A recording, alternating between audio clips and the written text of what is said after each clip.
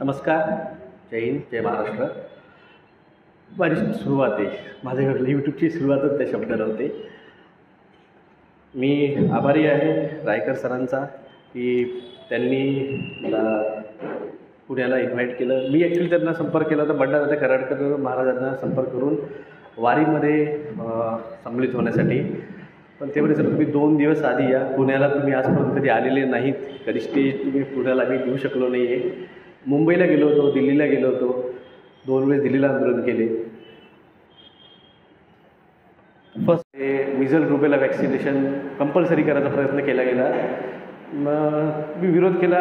ती स्टोरी ज्यांनी जे मला ओळखतात त्यांना मी सांगितली आहे, माहिती आहे. जे ओळखत नसतील त्यांना थोडंसं माझं इंट्रोडक्शन देतो.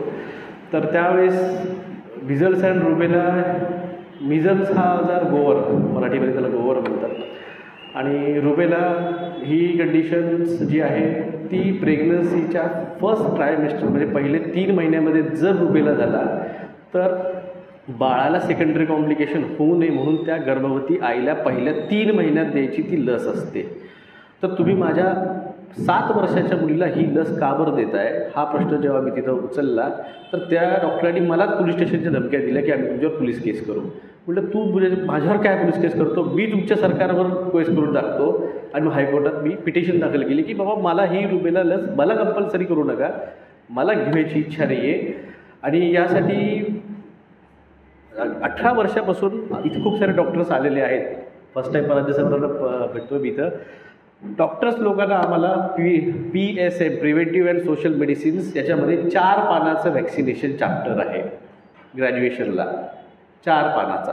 त्यामध्ये सगळे व्हॅक्सिनेशन जे कोणत्या मंथला कोणतं द्यायचं एवढं शिकवलं जातं. इन्ग्रेडियंट्स इथल्या व्हायरोलॉजिस्टला, इथल्या जे व्हॅक्सिन एक्सपर्ट्स आहे मी त्यांना जरी विचारलं मला व्हॅक्सिनचे इन्ग्रेडियंट्स तुम्ही सांगा, लेखी द्या, एकासुद्धा डॉक्टरला नाही माहिती. व्हॅक्सिनेशन DNA बेस होते. 2003पर्यंत जगामध्ये mRNA व्हॅक्सिन अस्तित्वात नव्हता. 2003ला एका कंपनीने mRNA व्हॅक्सिनेशन जे आहे DNA स्ट्रक्चर आहे, जे नॉन मेडिकोज आहेत, डॉक्टर नाही आहेत, ले पर्सन त्यासाठी सांगतो, हे जे स्ट्रक्चर आहे ह्युमन बॉडीचं हे DNA स्ट्रक्चर आहे. पण जे फंक्शनिंग आहे, समजा हा माईक आहे, हा माईक फिजिकल स्ट्रक्चर आहे, पण याच्यामधून जो करंट पास होतो आहे, याची जी फंक्शनिंग चाललेली आहे, त्या माईकमधून स्पीकरमधून जो आवाज येतो आहे हे फंक्शन आहे. याला म्हणतात RNA, MR. आणि DNA स्ट्रक्चरला डॅमेज झाल्यावर तुम्ही नीट करू शकता, पण वायरिंग जळाली, करंट पास होणारी सिस्टीम जर डॅमेज झाली तुम्ही त्याला ठीक करू शकत नाही, तुम्ही फंक्शनिंगला ठीक करू शकत नाही. mRNA व्हॅक्सिनेशन 2003मध्ये जगात आणलं गेलं. डुकरावर, कुत्र्यावर, घोड्यावर, मांजरावर हे व्हॅक्सिनेशन टेस्ट केलं गेलं. 2007ला ही टेक्नॉलॉजी मिलिटरीला, अमेरिकेच्या मिलिटरीला, CIAला, तिथल्या डिफेन्स सिस्टीमला, त्यांच्या टॉपच्या जे आहे मिलिटरी पर्सन्स त्यांच्यासमोर ती रिप्रेझेंट केल्या गेली. आणि कशा प्रकारे हा mRNA व्हॅक्सिनेशन, mRNA व्हॅक्सिन ही बॉडीमधली X नावाचा क्रोमोझोम जो आहे तुमच्या उजव्या डोळ्याच्या राईट साईडला 3rd आयपासून 2 बोटं बाजूला, तिथं तुमचा गॉड जीन प्रेझेंट होतो, त्याला X क्रोमोझोम म्हणतात. हा गॉड जीन कशा प्रकारे डिस्ट्रॉय केला जातो हे त्यांनी CT स्कॅनवर बिफोर व्हॅक्सिनेशन आणि आफ्टर व्हॅक्सिनेशन हे दाखवलं गेलं. खेळ हा धर्माचा आहे. हा खेळ ना व्हॅक्सिनेशनचा आहे ना पॉप्युलेशन कंट्रोल आहे. हे या ठिकाणी सगळ्या धर्माची सुरुवात कुठून झालेली आहे कोणी सांगू शकाल?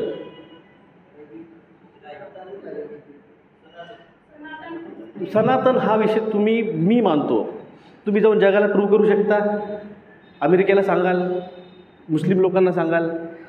त्यांच्या हिशोबानं जगाची सुरुवात झालेली इस्रायलच्या ज्यूईशपासून. इस्रायल. आपण काय मानतोय हे महत्त्वाचं नाही आहे, ते काय मानता हे खूप महत्त्वाचं आहे, लक्षात घ्या. बिल गेट्स काय मानतोय, रॉकचाइल्ड काय मानतो, रॉकफेलर काय मानतोय हे खूप महत्त्वाचं आहे. मी काय मानतोय, तुम्ही काय मानताय हे महत्त्वाचं नाही आहे. त्यांच्या हिशोबानं त्यांच्या धर्मात ज्या मानवजातीच्या धर्माची सुरुवात झाली ती झाली ज्यूईशपासून.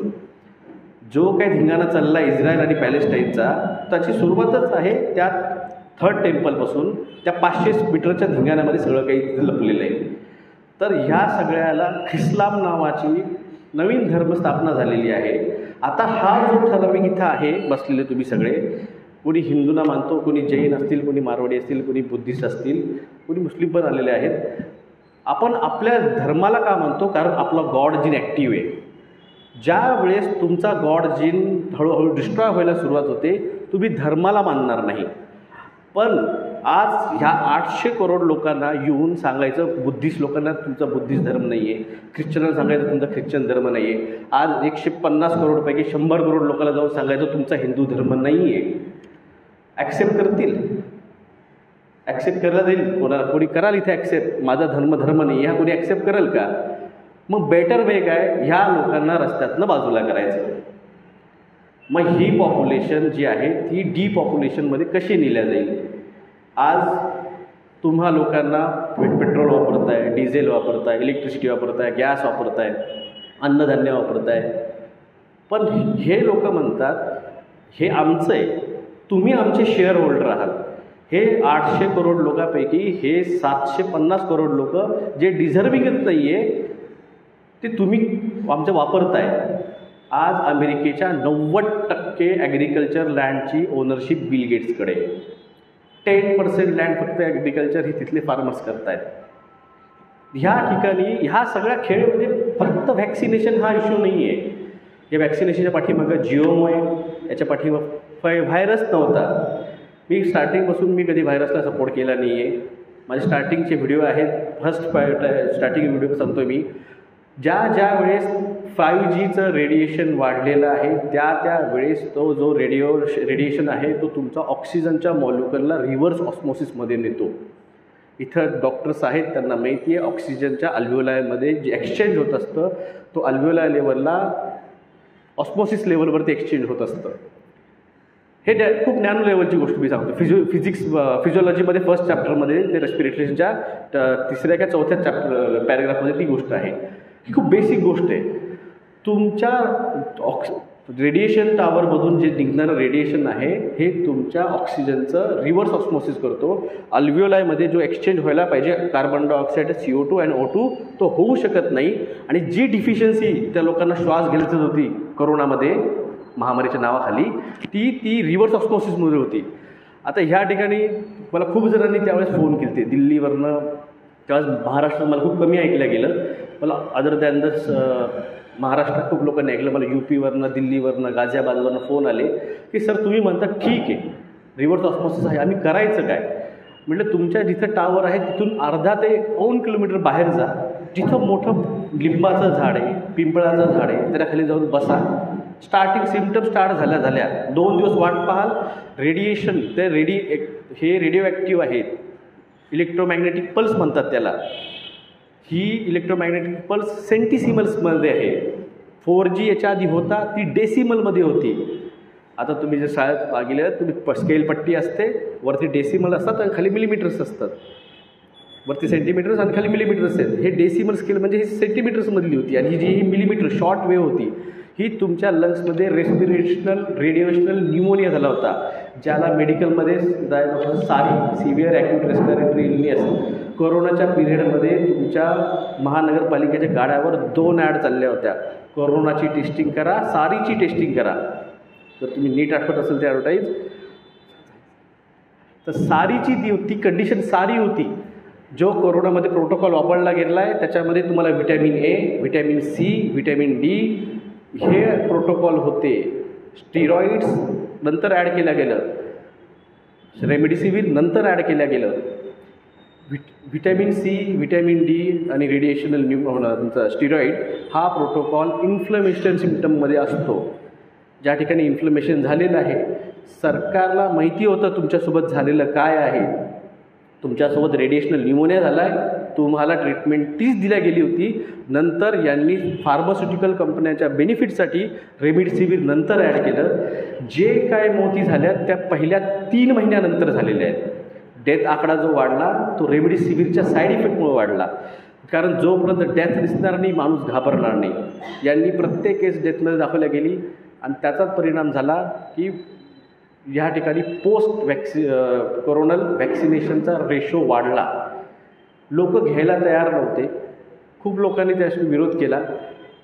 एक वाईट गोष्ट एवढी आहे की आता मुला जी आहे तिथं ज्यावेळेस फर्स्ट MR रुबेला वॅक्सिनेशन आली होती, मी हिंदू धर्माचा आहे तर मी ऑब्व्हियसली पहिले मंदिरात जाणार. मंदिरात गेलो, मंदिरातल्या तिथल्या सगळ्या पुजाऱ्यांना त्यांना समजून सांगितलं की बाबा ही वॅक्सिन जी आलेली आहे MR, याच्यामध्ये तुमचं MRC5 aborted 3 month aborted baby, human baby याचे बॉडी पार्ट्स आहेत.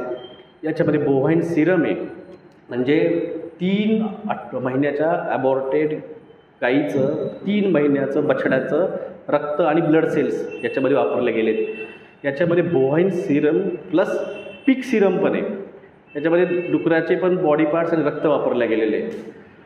त्यावेळेस मला कोणी सपोर्ट नाही केला. ॲज युज्युअल सरकार करते, चांगलं करते. औरंगाबादला जामा मस्जिद आहे. जामा मस्जिदला मी गेलो. तिथले मौलवी जे होते त्यांना मी म्हटलं मला 2 मिनटं तुमच्याशी बोलायचं आहे, चर्चा करायची आहे. सरकारने हे MR रुबेला आणलेले वॅक्सिनेशन तुम्ही सांगा, मी ऐकतो. मी आजपर्यंत कधीही विदाऊट डॉक्युमेंट बोललेलो नाही आहे. मी जेव्हा बोलतो आधी डॉक्युमेंट ठेवतो मी, आणि डॉक्युमेंट ठेवल्यानंतर आधी सरकारला नोटीस पाठवतो. मी कलेक्टरांना, मुख्यमंत्र्यांना, आरोग्यमंत्र्यांना नोटीस पाठवल्या की तुम्ही हे कंपल्सरी करू नका, आणि जर करत असाल तर जी vaccine adverse reaction monitoring system, VAERS system म्हणतात त्याला, ती आमच्या इथं लागू करा. आणि त्याच्यामध्ये जर साईड इफेक्ट झाले तर US कॉम्पेन्सेशन आहे $1 करोड मिनिमम $. तुम्ही नका देऊ आम्हाला $. $1 करोड इंडियन रुपी तर द्या आम्हाला. जर कॉम्पेन्सेशन द्यायचं असेल तर तेवढं तर द्या. तर तिथल्या मौलवी साहेबांनी माझं म्हणणं ऐकलं आणि त्यांनी त्यांच्या दुपारच्या नमाजनंतर डिक्लेअर केलं की हे डॉक्टर जगदाळे आलेत आणि यांनी असं दाखवले डॉक्युमेंट, तुम्हाला घ्यायची इच्छा असेल तर घ्या, नाही तर नका घेऊ. त्यावेळेस पोलिओची व्हॅक्सिन इन्फेक्टेड येणार आहे हे आम्हाला इंटरनॅशनल ग्रुपमधून कळालं होतं, आणि त्याच्यावर मी लेटर पण लिहिले. 2018ला 80 लाख पोलिओ व्हॅक्सिन इन्फेक्टेड आल्या होत्या. भोपाळच्या व्हायरोलॉजी लॅबने त्या डिस्ट्रॉईड केल्या. 2018ला ज्या इन्फेक्टेड व्हॅक्सिन्स आले होते त्या व्हॅक्सिन जिनिवाच्या आहे, तिथल्या घाना, जिनिवा ह्या देशांमध्ये दिल्या गेल्या. ज्या 2018ला भारतात आल्या त्या तशाच त्या 2005-2006मध्ये त्या जिनिवा आणि घाना या देशात आल्या त्या. 10 मिलियन साऊथ आफ्रिकन मुलं पॅरलाईज झालेत पोलिओ व्हॅक्सिनेशन आफ्टर. आणि हा आकडा 2019 नंतर मी ह्या गोष्टीवर बोलणं सोडून दिलं, कारण मोठा इश्यू आला होता. जेव्हा मोठी गोष्टी कोणते होते, जर डोक्याला मार लागला तर माणूस पायाचा विसरून जातो. तसं कोरोनासारखी महामारी ज्यांनी प्रोपोगंडा करून आणली तर मी पोलिओला थोडं नजरअंदाज केलं. मागच्या 6 महिन्यापूर्वी डाटा आलेला आहे, भारतामध्ये जवळपास 2.5 लाख मुलांना पोलिओ झालेला आहे. 2 वर्षामध्ये पोलिओ आला कुठून? तर 100% जे पोलिओचं व्हॅक्सिनेशन झाले मागच्या 2 वर्षामध्ये, त्याच्यामध्ये तो टाईप 2 व्हायरस जो की भारतामध्ये संपला आहे गेल्या 2013पासून. ऑफिशियली WHOच्या म्हणण्यानुसार 2013पासून पोलिओचा एक पण केस नाही आहे. पोलिओ होतो, व्हायरस आहे, होतो कसा? ज्या वेळेस एखादा पोलिओ ज्याला आहे मुलगा, असा मुलगा संडास करतो, लॅट्रिन करतो, ते पाणी वाहत येऊन तुमच्या नदीमध्ये मिश्रित झालं, ते पाणी लिफ्टअप करून तुमच्या पाण्याच्या टाकीमध्ये आलं, आणि तिथून ते पाणी विदाऊट प्युरिफिकेशन, त्याच्यामध्ये कुठली प्रोसेस न करता ते तुमच्या घरात येऊन तुमच्या नळातनं, बाटलीतनं, ग्लासमध्ये घेऊन तुम्ही तुमच्या अंडर 5 इयर्सच्या मुलाला पाजलं तर तुम्हाला पोलिओ होतो. ही पोलिओची व्हायरोलॉजिकल प्रोसेस आहे. भारतामधून जी नदी जाते पाकिस्तानला, सिंधू नदी, ती भारतामध्ये वापस येत नाही. ती तशीच पुढं जाते आणि पाकिस्तानच्याच अरबी समुद्रात जाऊन मिळते. जेव्हा नदी भारतात येतच नाही तर पाकिस्तानमधून पोलिओ भारतात आला कसा? याचा अर्थ आणला गेला आहे तो कशातनं? व्हॅक्सिनेशनमधून. तर हा सगळा खेळ आम्ही त्यावेळेस समजून सांगायचा प्रयत्न केला. काल मी औरंगाबादहून जेव्हा इथे येत होतो संभाजीनगरवरून, तर मी शेअरिंग कॅब केली. लावला लेट झाला तर माणूस नव्हता, त्यानं मला दुसरी शेअरिंग कॅब दिली. माझ्यासोबत मध्ये एक UPचा मुलगा बसला होता, हिंदी भाषिक, त्याला कळत नव्हतं. मी का बरं सांगतो हा किस्सा? कारण तुम्ही सगळ्या लोकांनी जे अवेअरनेस केलं आहे, मी एकटा बोलत होतो ठीक आहे, विसल ब्लोअर होतो, ती गोष्ट वेगळी, पण तुम्ही लोक ग्राउंड लेवलवर जे करताय, लोकांना अवेअर करताय, त्याचा एक्झाम्पल तुम्हाला सांगतो मी. तर तिथं एक जण समोर बसले होते, ते तिवारी साहेब होते, पाठीमागाचे बसले दानवे साहेब होते, आणि एक ड्रायव्हर जो होता हे मराठी माणूस होते. तर मी माझा हेडफोन लावलं आणि चाललं होतं माझं. तर काही फोन आला मला, म्हणून मी हेडफोन काढले आणि फोनवर बोलायला लागलो.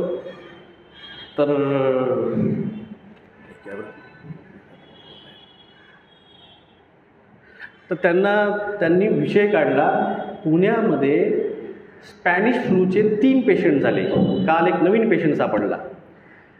आता त्यांनी तेवढ्या वेळात ओळख केलीच होती, डॉक्टर हे कळलं होतं. आणि त्यातले नेमके एक जण जे तिवारी साहेब होते, ते माझ्या दवाखान्यापासून हार्डली अर्धा किलोमीटरवर त्यांची मेस होती.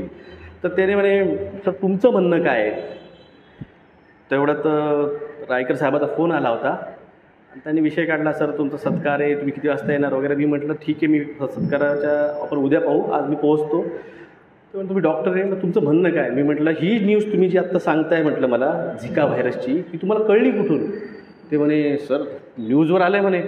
म्हटलं करोना जो तुम्हाला कळवला सरकारने, तो तुम्हाला कळला कुठून? तुम्हाला माहिती होतं आजपर्यंत करोना कुठे आहे? ते म्हणे नाही सर, कुठून कळलं आम्हाला? तर तुम्हीच सांगा कुठून कळला? केसेस वाढल्या, केसेस कमी झाल्या, केसेस असा व्हायरस जातो, नाकातनं जातो, कानातनं जातो, मास्क लावा, सॅनिटाईज हो, आंघोळ करा. टी व्हीनं सांगितलं आहे म्हणे. मग आता जसा हा तुम्हाला करोना टी व्हीनं सांगितला आहे, हा स्पॅनिश फ्लू पण तुम्हाला टी व्हीनं सांगणार आहे. हा प्रोपोगंडा असाच चालणार आहे. सर म्हणे, मग याचे परिणाम तर आम्ही व्हॅक्सिन घेतली. मी म्हटलं ते जे आता तुम्ही ऐकलं ना मला पुरस्कार देत आहे म्हटलं, तर त्यासाठीच आहे की मी याच्या आधी व्हॅक्सिन कोड वगैरे याचिका दाखल केल्या, GMO याचिका, 5G याचिका, कॅन्सर पॉझिटिव्ह प्रोडक्ट याचिका. ते म्हणे साहेब साईड इफेक्ट काय? मी म्हटलं ना हार्ट अटॅक येतो, सेकंड कॅन्सर होतो, HIVवर गेलोच नाही, पळून जातील गाडी बसून म्हणून कॅन्सरवर आणि याच्यावरच थांबू. म्हणजे कॅन्सर होतो आणि हार्ट अटॅक येतो. ते म्हणे सर यार मी तर पाहिलं आहे म्हणे आता. म्हणजे हे ड्रायव्हर लोक आणि ते मेस चालवणारा दुसरा तुमच्या MITमध्ये जॉबला आहे नॉन टीचिंगमध्ये, ज्या लोकांना बेसिक ग्रॅज्युएशन वगैरे ही झालेलं नाही, त्या लोक म्हणतात साहेब माझ्यासमोर लोक मरत आहे हार्ट अटॅकनी. हो रोज आम्ही कोण कोण कॅन्सरने मरताना पाहतोय. हे आज लोकांना कळतं आहे, कारण जेवढं तुम्ही लोकांना ह्या गेल्या, आम्ही तर सांगितलं कसं असतं, फर्स्ट लाईन ऑफ डिफेन्स ही महत्त्वाची असते. डॉक्टर्स इम्पॉर्टंट असतात. आज ज्यांनी सगळ्यात पहिलं व्हॅक्सिनेशन डॉक्टर्सला, पोलिसांना, मिलिटरीला दिलं गेलेलं आहे. आमची चिंतेची काळजी त्यावेळेस कोरोना नव्हती. माझी चिंतेची काळजी होती TBचे 50 लाख पेशंट भारतामध्ये त्यावेळेस मिसिंग होते. आणि TB हा खरंच लाईफ थ्रेटनिंग डिसीज आहे. TB रेजिस्टन्स ज्याला म्हणतात, ती जर रेजिस्टन्स TB झाली तर त्याला तुम्हाला हायर अँटीबायोटिक देऊन देखील ती रिकवर होत नाही. ती खरं डेंजरस कंडिशन आहे. कारण ती बॅक्टेरिया आणि व्हायरस हे दोन्ही वेगवेगळ्या गोष्टी आहे. बॅक्टेरिया तुम्हाला मारून तुम्हाला जिंकण्यासाठी आलेला असतो. व्हायरस हा तुमच्याशी येतो, लढतो, 3 दिवस लढतो, 1 दिवस मुक्काम करतो आणि 3 दिवसांनी निघून जातो. कांजण्या घ्या, गोवर घ्या, तुमचा नागिन घ्या. व्हायरसची ही खासियत आहे. व्हायरस तुम्हाला जिंकायला आलेला नसतो. तो तुमच्याशी येतो, तुमच्यासोबत लढतो, तुमच्यासोबत कॉम्प्रोमाइज करतो आणि सोडून देतो. पण व्हायरसची ही खासियत आहे, व्हायरस तुम्हाला लाईफ टाईम रेजिस्टन्स देऊन जातो, अँटीबॉडीज देऊन जातो. काजण्या लहानपणचा आजार आहे, सगळ्यांना झाले असतील, मला झालेला आहे, मला स्कार आहे त्याचा. काजण्या होत असतात, अजून पण होतात मुलांना. ब्रिटनमध्ये एक खासियत आहे, ही आजपासून नाही, ही गेल्या 500-600 वर्षापासून आहे. जर ब्रिटनमध्ये एका जरी मुलाला काजण्या झाल्या, पुऱ्या गावाला इन्व्हिटेशन असतं, काजण्याची पार्टी आहे, माझ्या मुलाला काजण्या झाल्या, या पार्टी करायला. सगळ्या मुलांना आणलं जातं. तो मुलगा सेंट्रलला असतो ज्याला काजण्या झाल्या, आणि सगळे मुलं त्याच्या आजूबाजूला दिवसभर खेळतात, केक खातात, पार्टी करतात. एकदा त्या झालेल्या मुलाला काजनी पूर्ण गल्लीला होऊन गेली ना, मग ह्या मुलांना आयुष्यामध्ये टेन्शन नाही, एकदाची सगळ्याला होऊन जाऊ दे. ही धारणा त्याच ब्रिटनची, ज्याला त्या AstraZenecaनं ॲक्सेप्ट केलं की हो आमच्या व्हॅक्सिननी लोक मरत आहे, त्याच ब्रिटनमध्ये ही प्रथा 600 वर्षापासून आहे. 600 700 अनऑफिशियली माहीत नाही कधी बसले. ह्या सगळा खेळ जो आहे हा खेळ न्यू वर्ल्ड ऑर्डरचा आहे. मग त्याच्यामध्ये अजून काय काय मी सांगल, मला 4 वर्ष लागले लोकांना समजून सांगून इथपर्यंत आणता आणता. रोज 1 घंटा द्यावा लागला, 1.5 घंटा द्यावं लागलेलं आहे. पण ज्यांनी सगळं कार्य केलं, जे असे वॉरियर आहे की ज्यांनी नावं घेतलेले नाही गेले, आपल्याला माहीत नाही आहे. पण तुम्ही ज्या तिथं बसलेले आहात या हॉलमध्ये, या हॉलचं नाव काय? हॉलचं आहे वेदशास्त्र याचा हॉल आहे. या इथे एंटर करताना किती जणांनी ते बाहेर जो बोर्ड लावला आहे त्याच्यावर त्याची स्थापना दिवस आहे, कोणी कोणी पाहिला? काय पाहिलं? कधी? हां हां, कधी पण येऊ द्या. किती आहे? कधी आहे?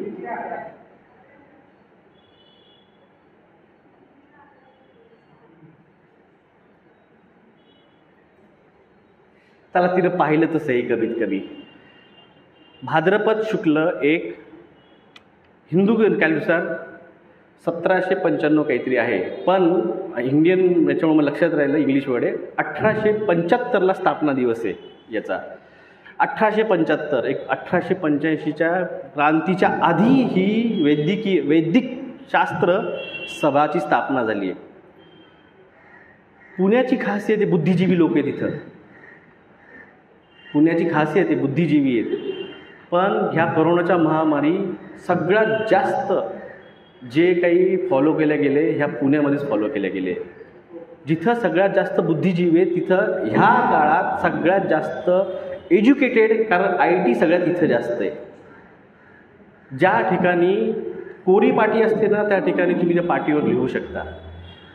आज सगळ्यांना असं वाटतं मी शिकलो आहे, माझ्यापाशी डिग्री आहे. कोणी ॲक्सेप्ट करायला तयार नाही की मी पण नॉलेजमध्ये थोडासा कमी राहू शकतो. सगळ्यांना वाटतं मीच हुशार आहे. अतिशहाणा त्याचा बैल रिकाम आहे. आता काय म्हणायचं पुण्याला ते पुण्याला समजून घ्यावं. पण पुण्यानं ॲक्सेप्ट करणं सोडून दिलेलं आहे. ज्या ठिकाणी ॲक्सेप्टन्स संपतं ना, लक्षात ठेवा तुकाराम महाराजांचा एक अभंग आहे. जेव्हा आता अभंग पाठ नाही मला, पण मतितार्थ सांगतो कोणाला येईल लक्षात. ज्यावेळेस तुफान येतं, ज्यावेळेस पूर येतो ना, जे वल्ले असतात ना ते बेंड होतात, लवाळे वाजतात. आणि जे मोठे झाड आहेत ना, खांब, जे झाड वाकायला तयार नाही आहे ते तुटतात. ज्या लोकांनी ह्या आम्ही जे सांगत होतो की हे तुम्ही विचार तर करा, व्हायरस आयसोलेट झाला आहे का? झाला आहे. तर ह्या सगळ्या प्रोसेसमध्ये जे लोक घरी आहेत ते मरत नाही आहे आणि जे लोक हॉस्पिटलला चालले तेच मरत आहे, याच्यावर विचार नाही केला.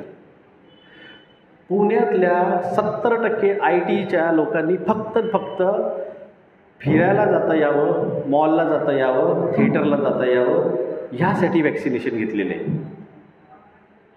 स्वतःच मी पाहिलेलं आहे. बाबा जॉबला जाता येत नाही, मॉलमध्ये जाता येत नाही, फिरायला जाता येत नाही, फॉरेनला जाता येत नाही. तुम्हाला म्हणजे तुमची मानसिकता ही मॅकॉलेनं इतकी करप्ट करून टाकली की ज्या ठिकाणी 1875मध्ये वैदिक शास्त्र सभा सुरू होते, ज्यांनी सगळे कार्य केले त्यांच्यासाठी कर्मण्यवाधिकार असे महाफलेषु कदाचन हा गीतेतला श्लोक मला पाठ आहे, मी तो बोलला, त्याच्यावर मी काम केलं. जो श्लोक मला पाठ नाही आहे, कोणी ह्या बिल्डिंगचं स्ट्रक्चर पाहिलं नीट? अष्टकोन आहेत, 1 2 3 4 5 6 7 8 अष्टकोन आहेत.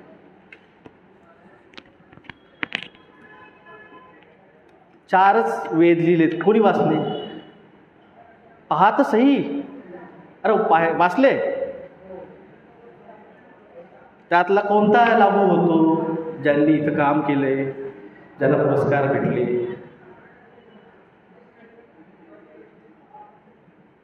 तो वाला ईशे तोचे त्वाम वायम स्तोपार्यम स्वम देवो वम सविता प्राप्यतु श्रेष्ठतमा कर्मण्ये. तुमचं कर्म आहे, तुम्ही केले म्हणून तुम्हाला पुरस्कार भेटलेले आहेत. ह्या गोष्टीवर तुम्ही सर बोलले जसे रायकर सर, तिथपासून इथपर्यंत यायची यात्रा हे कर्म आहे. आम्ही काही वेगळं नाही केलेलं आहे. 18 वर्ष अभ्यास केला. ज्यावेळेस स्वतःच्या घरावर आलं, माझ्या मुलीवर आलं होतं म्हणून मी रस्त्यावर उतरलो. त्याच्या आधी 18 वर्षापासून मला माहिती आहे. इथं जे पण होमपॅथ असतील त्यांना माहिती असेल, होमपॅथ डॉक्टर स्वतःच्या मुलांना एक पण व्हॅक्सिनेशन देत नाही. मी माझ्या मुलींना एक पण व्हॅक्सिनेशन दिलेलं नाही. ना पोलिओ दिले, ना DPT दिले, ना DTS दिले, ना मेनिंजायटिस दिले, एक पण नाही दिलेलं, देत नाही आम्ही. कारण तुमच्या बॉडीला जे पाहिजे ते तुमच्या बॉडीमध्ये आहे. रेजिस्टन्स पॉवर नावाची एक गोष्ट तुमच्या बॉडीमध्ये आहे, जी देवानं बनवून दिलेली आहे. तुम्ही आजारी पडता कारण तुमच्यातली रेजिस्टन्स पॉवर कमी झाली आहे. हा सगळ्यांना माहिती आहे. हे आयुर्वेदिक ज्या सर गेले आता, वात पित्त कफ ह्या 3-4 दोषामुळे तुम्ही आजारी पडता. होमिओपॅथीमध्ये सोरा सायकोसिफिलिस याच्यामुळे तुम्ही आजारी पडता. हे सगळ्या डॉक्टरांना शिकवलं जातं, पण ॲट द एंड इम्प्लिमेंट करताना ह्या गोष्टीला सांगड घातलं जात नाही. ज्या वेळेस माझ्या फॅमिलीवर आलो, मी लढलो. मला माझं कर्म करायचं होतं, मी माझं कर्म केलं. सरांना पुरस्कार द्यावा वाटला. मी तर माझी अपेक्षा नव्हती केली मला कोणी पुरस्कार द्यावा. मी जेव्हा फर्स्ट टाईम यूट्यूबला जेव्हा लाईव्ह यायचो किंवा माझं फेसबुक लाईव्ह करायचो, त्यावेळेस मला ऐकायला 2 किंवा 3 जण राहायचे. माझ्याच कॉलेजचे माझे सिनियर राहायचे. त्यातला एक माझा बॅचमेट होता आणि 2 जण सिनियर होते. तो 3 जण मला ज्या दिवशी पहिलं लॉकडाऊन भारतात 23 मार्च 2020ला लॉकडाऊन लागलं, महाराष्ट्रामध्ये 21 मार्च 2020ला लॉकडाऊन लागलं. ज्या दिवशी लॉकडाऊन लागलं संध्याकाळी 5:30 वाजता माझ्यासमोर मोर मॉल होता क्लिनिकच्या समोर. मी लाईव्ह केलं फेसबुकला आणि सांगितलं, हे दिसतं ना, हे गडबड लोक पळत आहे, हे 2 दिवस नाही राहणार आहे, हे अजून वाढणार आहे. 22 तारखेला संध्याकाळ होत नाही, मोदी साहेब लाईव्ह आले 8 PM. दोस्तों, जनता कर्फ्यू अब टोटल लॉकडाऊन में जाने वाला है. 23 मार्च 2020ला लॉकडाऊन लागलं. मी तेव्हा पण सांगितलं, हे लॉकडाऊन 13 दिवस नाही राहणार आहे, हे 8 महिने जाणार आहे कमीत कमी. माझ्याकडनं तुम्ही लक्षात ठेवा, माझे शब्द आहे, मी लाईव्ह बोलतो आहे, रेकॉर्डेड नाही म्हटलं माझं. हे 15 दिवस 13 दिवस गेले. 1 एप्रिलला एक्सटेंड करण्यात आलं 20 दिवस. मग टाळी थाळी दिया बत्ती काय काय काय काय केलं. मग परत एक्सटेंड केलं गेलं. मग एप्रिलच्या एंडमध्ये सुशांत सिंग राजपूतची न्यूज आली मेच्या एंडपर्यंत. त्याच्यात तुमचे 2 महिने काढले. मग तो जानता है भारत रिपब्लिकन इंडिया तो आणला, त्यात 2-3 महिने गेले. फिर कंगना राणावत आणली, त्यात 3-4 महिने गेले. तुमच्यासोबत फक्त इव्हेंट चालले होते, कारण ह्या कार्यक्रमाचा सगळ्याचं नावच होता इव्हेंट 201. तुम्ही लिहून घ्या आणि जाऊन यूट्यूबला सर्च, फेसबुक, गुगल सर्च करून घ्या. मी एकदा इंटरव्ह्यू दिला होता गिनी आनेजा मॅडम, मुंबईच्या आहेत, सगळे ते जुने चॅनलवाले त्यांना माहिती आहे. त्यांना म्हटलं होतं, मी इव्हेंट 201ला घाबरत नाही. मी इव्हेंट 201ला घाबरत नाही. इव्हेंट 201 होऊन जाऊ द्या, पण ह्या व्हॅक्सिनेशन हे mRNA व्हॅक्सिन आहे. लक्षात घ्या, तुमचे 5 सेन्सेस आहेत, टच, पेन, तुमचा व्हिजन, स्मेल अँड हिअरिंग, हे 5 सेन्स आहेत.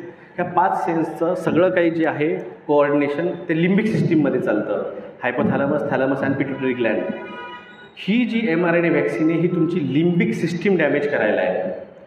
ही लिम्बिक सिस्टीम ज्याच्यामधली जर तुम्ही तुमच्यातला पेन सेन्स, ज्या गोष्टी, भूक, बेसिक इन्स्टिंक्ट ज्याला म्हणतात, ज्यावेळेस तुम्ही सोडून द्याल त्यावेळेस ह्या मल्टिपल व्हॅक्सिन्स येणार आहेत.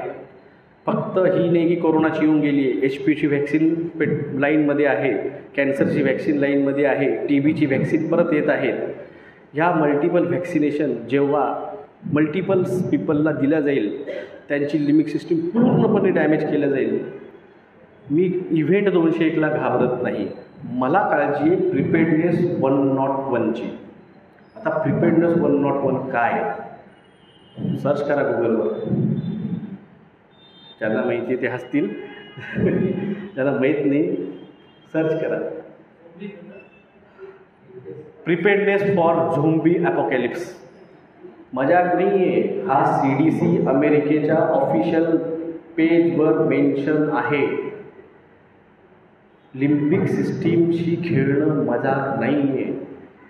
हा बरं, मी आज जे बोलतो आहे हे मी 4 वर्षापासून बोलतो आहे. सरकारने प्रोटोकॉल काढले होते, जो कोणी व्हॅक्सिनेशनच्या विरुद्ध खोटी माहिती पसरवल त्याला अरेस्ट केल्या जाईल. सर म्हणे बरं केलं तुम्ही 4 वर्ष बाहेर नाही आले. मी बाहेर नव्हतो येत, पण मी दिल्लीला मुंबईला आंदोलनात जायचो. पुण्याला कधी याचा कधी चान्स भेटला नाही. पण आम्ही आंदोलनं केले, आम्ही लेटर दिले. महाराष्ट्रामध्ये रेमडेसिवीर बॅन माझ्यामुळेच मी 4 वेळेस रायटिंगमध्ये दिलं की तुम्ही आता बंद करा, नाही तर मी चाललो PIL करायला. ज्यावेळेस कलेक्टरनी औरंगाबादमध्ये पूर्ण भारतात 87% वॅक्सिनेशन होतं. छत्रपती संभाजीनगरमध्ये फक्त 27% वॅक्सिनेशन झालं होतं ऑक्टोबर 2021ला. मोदी साहेबांनी औरंगाबाद कलेक्टर आणि कमिशनर ह्या दोघांना 2 वेळेस कॉन्फरन्समध्ये, लाईव्ह कलेक्टर कॉन्फरन्समध्ये झापून दिलं, यार क्या रे हो कलेक्टर कमिशनर. तर शेवटी कलेक्टरला ऑर्डर काढावी लागली, तुम्ही पेट्रोल, डिझेल, गॅस आणि तुमचं राशन पाहिजे असेल तर तुम्हाला सर्टिफिकेट दाखवावं लागेल. त्यावेळेस लोक घाबरले. 3 दिवसामध्ये आकडा 40%वर गेला वॅक्सिनेशनचा औरंगाबाद संभाजीनगरचा. मग कलेक्टर साहेबाला मी पर्सनली भेटायला गेलो. इतके दिवस मी त्यांना भेटत नव्हतो, लेटर इन्व्हर्ट करायचो, सोडून द्यायचो. कलेक्टर साहेबाची अपॉइंटमेंट घेऊन ऑफिशियली पोवरे साहेब, यशवंततीवाले, मी आणि ते त्यांना भेटायला गेलो. म्हटलं कलेक्टर साहेब, रायटिंगमध्ये त्यांना म्हटलं जर तुम्ही मला वॅक्सिन द्याल मी तुमच्यावर अटेम्प्ट ऑफ 302 टाकून देईल हायकोर्टात. तेव्हा डॉक्टर यार तुम्ही मला डायरेक्ट रायटिंगमध्ये धमकी देत आहे. म्हटलं धमकी नाही आहे, मी माझा जीव वाचवायचा प्रयत्न करतो आहे. ह्या वॅक्सिनमध्ये ग्रॅफिनॉक्साईड आहे. या वॅक्सिनमध्ये SV40 व्हायरस आहे. SV40 सिमियन व्हायरस 40 म्हणतात त्याला. आफ्रिकन मंकी किडनी सेलपासून हा घेतला गेलेला आहे कोरोनाचा वॅक्सिन बनवायचा इन्ग्रेडियंट.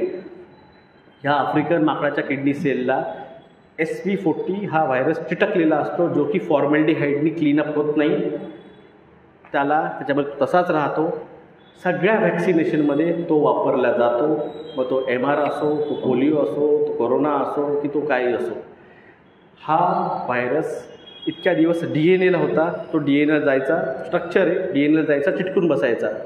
फेवरेबल कंडिशन मिळेल त्यावेळेस तो ग्रो करायचा. पण ह्या वेळेस तो फंक्शनमध्ये गेला आहे, तो फंक्शनिंगमध्ये गेला आहे, म्हणजे सिस्टीममध्ये गेला आहे. SV40 is a cancer positive virus and is HIV AIDS positive virus.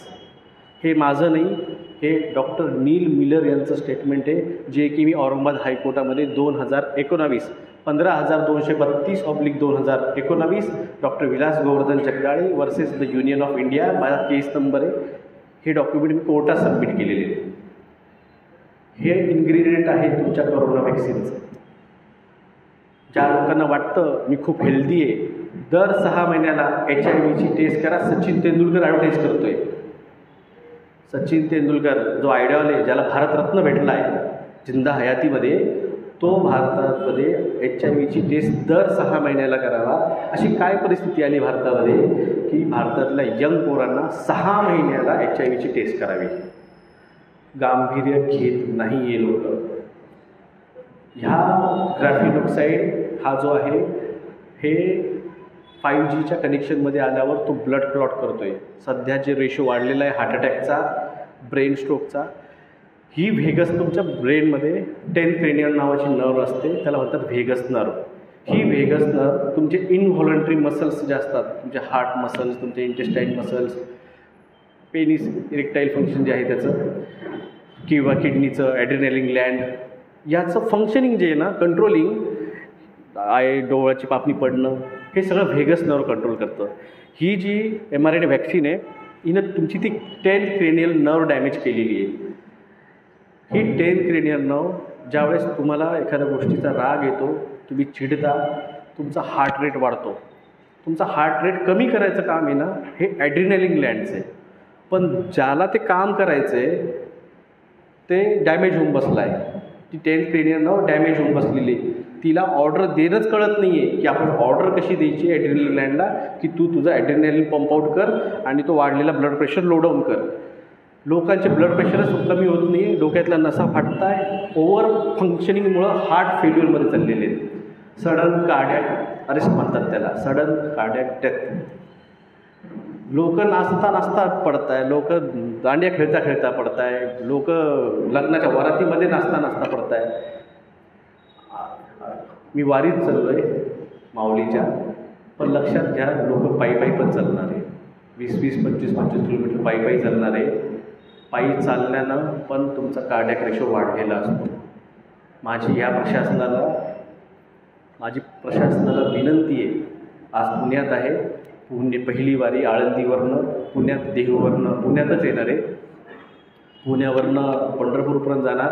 ह्या 20 दिवसामध्ये जितक्या होईल तेवढ्या कार्डियक ॲम्ब्युलन्स आणि कार्डियक मसाज स्पेशलिस्ट, थ्रम्बोलायझर्स हे वारीमध्ये अवेलेबल करून द्या.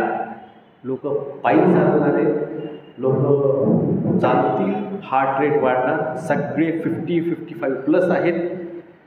मग आलो आहे, नेमका स्टेज आहे म्हणून मी तुम्हाला सांगतो आहे, कारण ही वारी आपली आहे. इतके दिवस ते गुजरातमध्ये दांड्या खेळून पडत होते, ते त्या गुजरातच्या लोकांना समजून सांगतो, त्यांना समजून सांगायला पाहिजे होतं. पण आता वारी पुऱ्या महाराष्ट्राची, पुऱ्या पैठण माझं गाव आहे ॲक्च्युली, तर नाथ महाराजांची, आपेगावची, ज्ञानेश्वर महाराजांची, देहूची, आळंदीची, सगळ्या संतांच्या दिंड्या येणार आहेत. आता ह्यातल्या किती लोकांनी गॉड त्यांचे वाचलेत, नाही वाचलेत, पण व्हॅक्सिननी तुमची 10th cranial nerve डॅमेज झाली आहे. ठीक आहे, मी तुम्हाला इतक्या वेळेस सगळं सांगितलं, फिजिओलॉजिकली काय होणार आहे, काय झालं आहे, तुम्ही पाहिले. किती कॅन्सरनी मरताय, किती हार्ट अटॅकनी मरताय, किती ब्रेनस्ट्रोकनी मरताय, किती जणांचे ग्राफिन ऑक्साईड ज्या तुमच्या ब्लड क्लॉट होते. ते एक कंट्री आहे, कुठली कंट्री आहे, 9,500 लोकांचे पेनिस कट करावे लागले, कारण ती जी व्हेगस तुझी जी ब्लड क्लॉट आहे तो जेव्हा पेनिसमध्ये जाऊन अडकतो, नेक्रोसिस ऑफ पेनिसच्या केसेस वाढल्या, recurrent necrosis goes into the cancer. 9,500 लोकांचे मागच्या 3 महिन्यात पेनिस कट करावे लागले. ग्रुपला आपल्या आलेली मेसेज आहे, ऑन रेकॉर्ड आलेलं आहे. ही परिस्थिती आहे. मेन स्ट्रीम मीडिया तुम्हाला दाखवत नाही आहे. पण ह्या सगळ्या कोरोनाच्या, ह्या सगळ्या वॅक्सिन जे तुम्ही घेतल्या आहे, यातनं तुम्ही ठीक होऊ शकता. हे इन्ग्रेडियंट्स बॉडीचं डिटॉक्सिफाय होऊ शकतात. आयुर्वेदिक शॉप्सवर, जडीबुटी शॉपवर सफेद मुसळी, पांढरी मुसळी किंवा काळी मुसळी ही भेटते. ती 1 चम्मच 1 ग्लास पाण्यात, 1 ग्लास दुधात टाकून आठवड्यातनं 1 वेळेस प्यायची. असे 12 आठवडे करा. तुम्हाला वाटेल हे काहीतरी आयुर्वेदिक जडीबुटी दिलेलं आहे, काय होतं. तुम्हाला प्रूफ पाहिजे असेल तर IgG, IgM double titre covid test करून घ्या. मग ती पांढरी मुसळी, काळी मुसळी घ्या. 12 आठवड्यानं परत टेस्ट करा. तुम्हाला तुमचा रिपोर्ट प्रिव्हियस आणि आफ्टर फिटनेसचा तुम्हाला तुमच्यापाशी भेटून जाईल. कुठल्याही दुकानातलं घ्या, कुठलंही घ्या, मला काही संबंध नाही, पण हे करा. तुम्हाला जर वाटत असेल, लोक म्हणतात BJP म्हणतील, RSS म्हणतील किंवा कोणी, मी कोणाबद्दल काही म्हणत नाही, सगळे ॲट द एंड एकाच ताटाचे मांजरे आहेत. तुम्ही काँग्रेस घ्या किंवा काय, फक्त एक दगडापेक्षा वीट मग बस एवढंच पिक्चर, दुसरं काही नाही आहे. तर ह्या ठिकाणी मला गडकरी साहेबांचं एक भाषण खूप आवडलं होतं. त्यांनी रेफरन्स दिला होता जवाहरलाल नेहरूंचा. India is not a country which area is from Kanyakumari to Kashmir or from Gujarat to Assam. India is actually its people. जर भारतामध्ये भारताची लोकसंख्याच नाही राहिली तर भारत राहिला कुठं. 140 करोड हा भारत आहे. 4,500 स्क्वेअर किलोमीटर हा भारत नाही आहे. भारताची लोकसंख्या ही भारत आहे. जर तुम्हाला भारताला वाचवायचं असेल तर तुम्हाला भारताची लोकसंख्या वाचवावी लागेल. ह्या लोकांचे अजेंडे इतके भयानक, मी आज सगळं सांगायला बसलो, एका दिवसात सगळं होऊ शकणार नाही सांगणं. नक्की येऊ सर, तुम्ही बोला नक्की. पण युटोपियन सोसायटी कधी सर्च करून घ्या. हा अजेंडा आहे. आज 60% IVF सेंटर एका वर्षात वाढले भारतामध्ये. 60%. ज्या शहरामध्ये आधी 2 ते 5 IVF सेंटर होते, आज तिथं 8-8, 10 IVF सेंटर उघडलेले आहेत.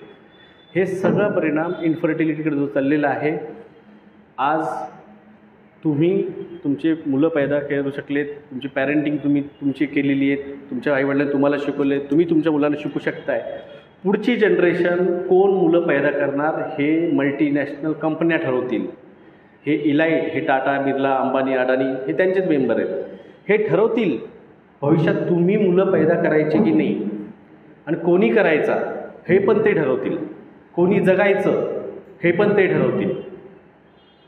तुम्ही करोनामध्ये तुम्हीच पहा, किती लोकांच्या डेड बॉडी घरी वापस येऊ शकल्या होत्या. किती लोकांच्या पॅरेंट्सनी आज सध्या घडीला पाहताय की नवीन मॅरिड मुलं आहेत पण प्रेग्नन्सी वर्ष झाले, 1.5 वर्ष झाले होत नाही आहे. मी 2020ला समजून सांगितलं होतं ही जी व्हॅक्सिन ही इन्फर्टिलिटी आणणार आहे. आणि एक न्यूज चॅनल आहे, तर जे जुने आहेत मध्ये चैतन्य वाघ भाऊ आहेत, अजून जुने कोणते आहेत, 2020ला सांगितलं होतं मी ह्या कोविडच्या व्हॅक्सिननी इन्फर्टिलिटी रेशो येणार आहे भारतात. भारताचा इन्फर्टिलिटी जी होती, फर्टिलिटी रेशो घ्या 9.7 भारताची फर्टिलिटी रेशो होती 2020मध्ये.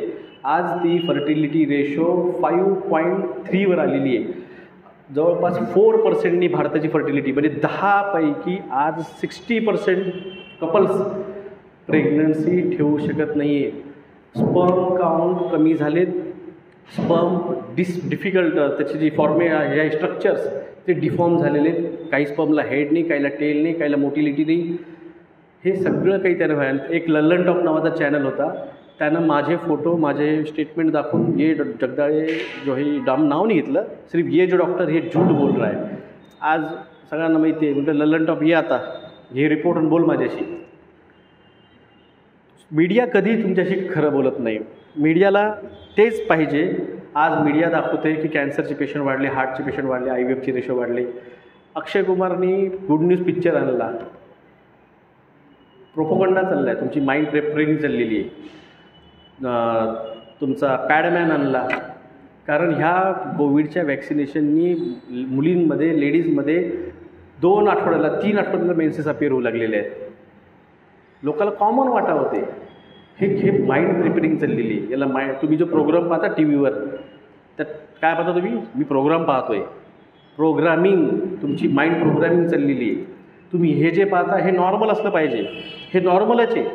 ही मानसिकता तुमची तयार केली जात आहे. तुम्ही न्यूज दूरदर्शनची पहा, घरी जा, दूरदर्शनची न्यूज लावा. संध्याकाळी 7 वाजताची असते, दुपारी 2 वाजताची असते. ती न्यूज पहा, तुम्ही आरामशीर बसून शांतपणे पाहा, हा न्यूज चाललेली आहे. तुम्ही आज तक लावा, तुम्ही रिपब्लिकन TV लावा, तुम्ही अजून कोणतं चॅनल लावा, ते जे बॅकग्राऊंडला म्युझिक वाजतं ना, तो माणूस आता हा हा आता आता आता आता आता ही जी आहे ना, ही म्युझिक सिस्टीम जी आहे ना, ही म्युझिक तुमची माइंड कंट्रोल करते. ते जे येतात जुने न्यूजचे अँकर पहा, आजच्या ठळक बातम्या ह्या ह्या ह्या संपल्या, ये देखिए, ही जी अग्रेशन आहे ना, हे अग्रेशन तुमच्या माइंडमधला फिअर फॅक्टर ॲग्रवेट करतो. Fear factor at the end मानव जातीचा जन्म हा भोगायला नाही आलेला आहे. मानव जातीचा जन्म हा 83,000 योनीमध्ये मुक्तीसाठी, ते पण स्वतःचं ज्ञान मिळून मुक्त होण्यासाठी आलेला आहे. तुमचे चक्रा ज्यावेळेस तुम्ही ॲक्टिव्ह कराल, तुमचं हे जे आहे ना फिअर वाढवणं, अभी ये हो रहा, तुमच्या जो भीती तयार केल्या गेली, कोरोनाची महामारी, जिथं भीती आली, तुमचं जन्माचं चक्र जे मूलाधार आहे, तुम्ही तिथंच अडकून बसता. सगळा खेळ जो चाललेला आहे हा मुक्तीचा चाललेला आहे. ॲट द एंड तुम्हाला सांगतो, हे सगळं न्यू वर्ल्ड ऑर्डर, हे सगळं वॅक्सिनेशन, हे जिओ, हे 5G वगैरे वगैरे, यांच्या हिशोबानं कल्की पिक्चर कालच रिलीज झालेला आहे, जाऊन पहा. सगळा खेळ चालला आहे हा फक्त हे धर्मयुद्ध आहे. जो धर्म जगावर राज्य करेल तो या जगावर टिकणार. यांचं म्हणणे, आमचा जो आहे कली, लुसिफर, मसीहा हा येणार आहे, तर त्यांच्या हिशोबानं तो येणार आहे. म्हणून जितके आत्मे हे जे वॅक्सिन घेतलेत त्यांना मार्क ऑफ द बीस्ट म्हणतात. गायकवाड सर आहेत, त्यांना mark of the beast and apocalyptic 4 horseman. मला उत्सुकता होती, मी हिंदू आहे, मी मराठा आहे बायकास्ट, मला उत्सुकता होती. मला आमच्या इथे एक प्रिस्ट होते, त्यांनी बायबल आणून दिलं, मी वाचलं. माझे एक पेशंट होते पंजाबी, मला गुरु ग्रंथ साहेब आणून दिला, मी वाचला. माझे एक पेशंट आहे मुस्लिम, त्यांनी मला कुराण आणून दिलं, वाचलं. कळलं जे हिंदू धर्मात लिहिलेलं आहे, कल्की येणारे, महाभारत सेकंड महाभारत 2.0 जो होणारे, पहिलं महाभारत झालं ते अर्धवट झालेलं आहे. कारण कृष्णाचे आणि राधेची अल्प शापामुळं 100 वर्ष व्हायच्या आधी मृत्यू झाली होती.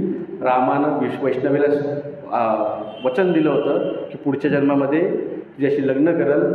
ज्यावेळेस कलियुगामध्ये सगळ्यात जास्त राक्षस राहतील तर वैष्णोदेवीनं जे जन्म घेतला होता तिची अजून कर्मभूमी कंप्लीट नाही झालेली आहे. जोपर्यंत कर्म कंप्लीट होणार नाही, मुक्ती भेटणार नाही. तर कल्की महाभारत जर हिंदू धर्मात लिहिले तर सेकंड कमिंग बायबलमध्ये लिहिलेले. बुद्धिझममध्ये मैत्रेय सेकंड अवतार बुद्धा तो येणार आहे. तुम्ही हे कुराण घ्या, कुराणमध्ये सेकंड कमिंग मोहम्मद पैगंबर ते येणार आहेत.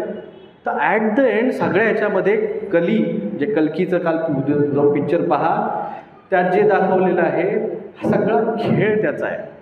मी डॉक्टर आहे पण ॲट द एंड मी काय बिलीव्ह करतो हे पण इम्पॉर्टंट आहे. पण ते बिलीव्ह करतात त्यांच्या म्हणण्यानुसार त्यांचा मसिहा येणार आहे आणि त्यासाठी जास्तीत जास्त आत्मे. लोकसभेमध्ये सत्ता कोणाची येते हो?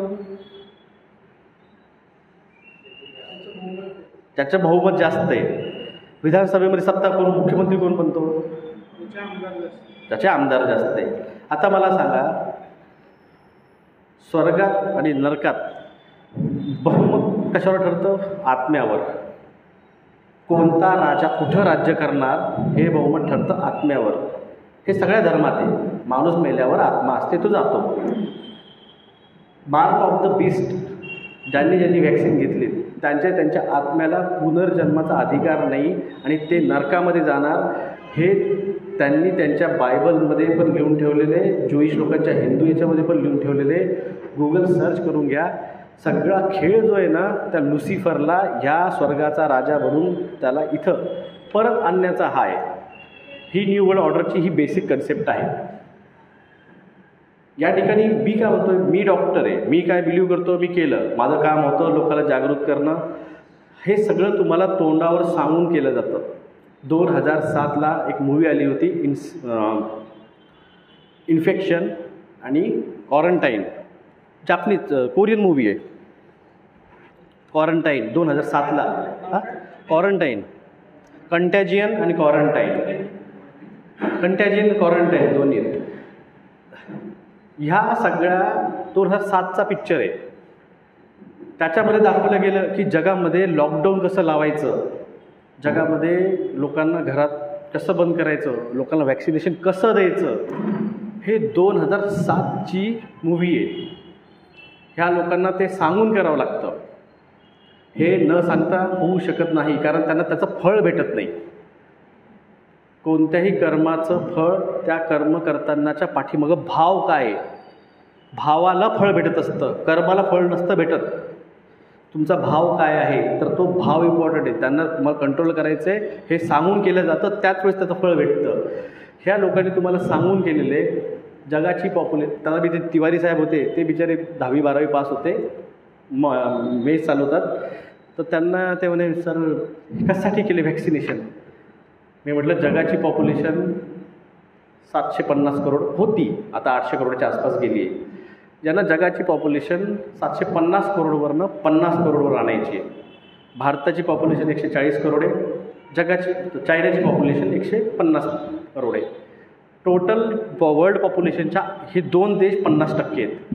जर जगाची पॉप्युलेशन 750 करोडवरनं 50 करोडवर आणायची असेल तर भारताची पॉप्युलेशन कितीवर न्यावी लागेल, चायनाची पॉप्युलेशन कितीवर न्यावी लागेल? 10 ते 12 करोड वाचवायचे सरकारला फक्त. सरकार स्वतः सांगतं 80 करोड लोकांना आम्ही अन्नधान्य खाऊ घालतोय. स्वतः मोदी साहेब बोलतात 5 वर्षापुढचे मी लोकांना अन्नधान्य खाऊ घालणार आहे. राहिले 40 करोड लोक,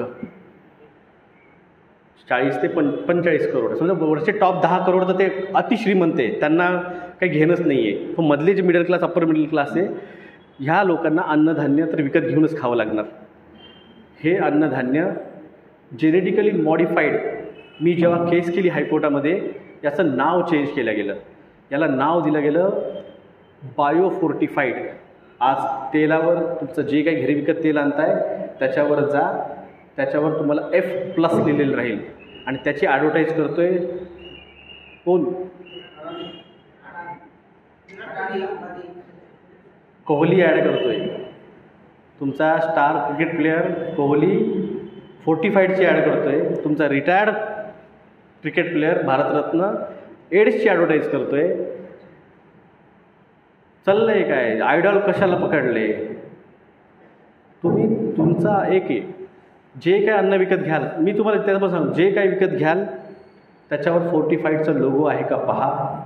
फोर्टिफाईडचा लोगो नसेल तर बाबा हो, इथून पुढं एक शेतकरी पकडा पुण्याच्या आसपासला कुठला तरी, बाबा तुला मी माझं घरचा गहू आणून देतो. सध्या जे बी आहे तुमच्या घरात जो गहू आहे तो फोर्टिफाईड नाही आहे.